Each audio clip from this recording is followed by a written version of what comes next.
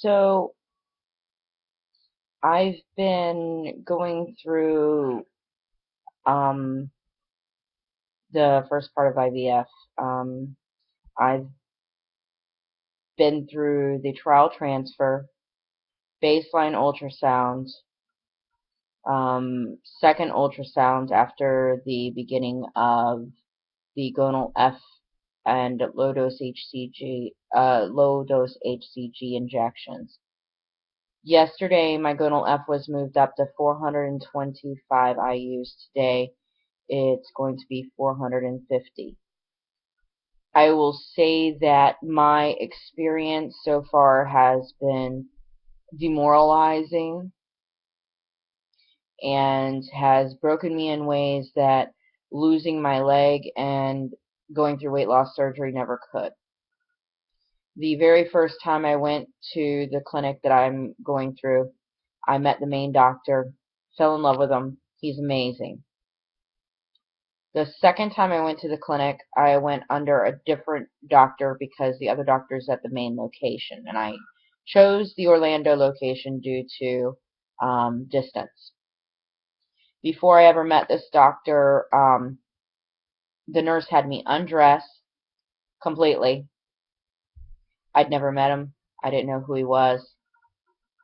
He came into the room and began doing an examination. I'm really shy. I have a lot of body image issues that I'm working on. And the only person that's seen me undressed in over 14 years is my husband. This didn't seem to affect him. The second time I went, the nurse couldn't take my blood properly to check my hormone levels. I had to slap my own vein myself and basically tell her, do you want me to find the vein for you? Again, I met with the doctor. He couldn't find my ovaries, and I just felt empty. Then I went on Tuesday of this week, today's Thursday, for my ultrasound after the beginning because I started my gonal F shots on Friday, Halloween night. So I'd been on gonal F for 4 or 5 days. He couldn't find my ovaries. He pressed on my stomach so hard that I almost passed out, and I reminded him that I have a port because I have a lap band, and he still pressed. I asked him what was going on, what was the issue. He wouldn't give me the answer. I drove all the way back home over 80 miles, went to work, worked my day, got a call at the end of my work day that they had made a mistake on my blood work and had labeled my blood work for Carl instead of Carolina. What ended up happening is I ended up having to drive all the way back to the clinic to have my blood work done again. Come to find out, if he didn't find my ovaries, if he didn't feel like I responded, he was going to cancel the whole thing. $10,000 out the window. My husband at this point was really, really angry, and so he decided to contact the main office and switch me to that office so I can be with the doctor that I really felt a connection with. Today I was talking to the nurse because she called to confirm my appointment, and she told me that the doctor, and you'll notice I'm not using names. Personalities just don't always mesh. He thinks that I have low egg reserve because the original doctor that I saw that suggested IVF to my husband and I, and so that was our only option, never bothered to do a FSH test, which I know nothing about, to check my egg reserve. I'm, never had children. The only children I have, I miscarried. So they never checked my egg reserve, and now I'm being told I may have a low egg reserve and possibly be premenopausal. The doctor never told me this. I hear it from somebody else, that these are his assumptions.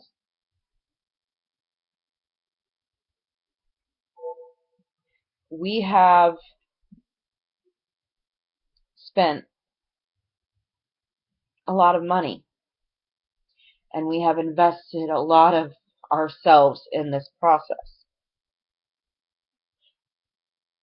I want to be a mother so bad, and I want to have a family, and I'm a good person, and I work so hard in the community, and I give back every day of my life, and so does my husband. I've lost over 100 pounds.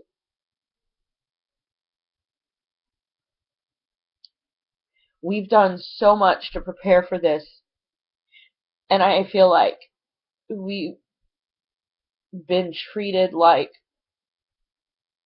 just another one of the faceless families or couples that can't conceive.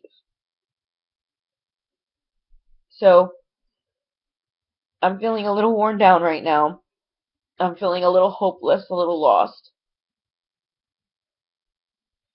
All I know how to do is be a strong person. I've always been the strong person that everybody looks to. And I wonder at what point can I fall apart and somebody else be strong for me. I just feel like this isn't going to happen for us, and we're not getting clear answers, and you don't always know the right questions to ask until after the experience. So that's basically this.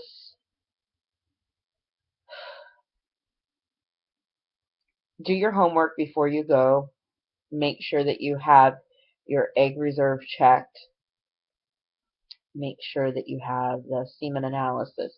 Make sure you have all the blood work done, all the levels. You need to have the FSH egg reserve test done within a couple days of your period starting. There's all these little things you need to know. Make sure you tell the doctor if you're allergic to latex, because you have horrible reactions if you don't. Make sure you ask lots of questions and ask for education on the medication.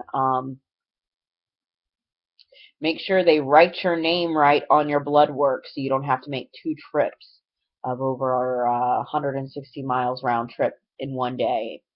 Um, and make sure that you connect with the person that's helping you realize your dream, because otherwise you're just sitting in an office room with your feet in the stirrup feeling like an empty shell of a person.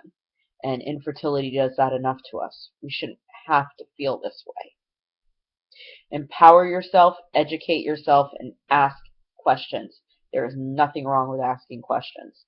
And if the doctor makes you feel like crap, find a new doctor. So those are my words of advice. I'm going to sign off for now. We have to go to another clinic tomorrow, and it's a little bit longer of a drive, so I'm going to try to get some sleep and fixing to do my 450 gonal injection. And I'm praying that my body responds to it, because I can't think that this is the end of the road for us. My heart is telling me there's so much more to come, and it's going to be good.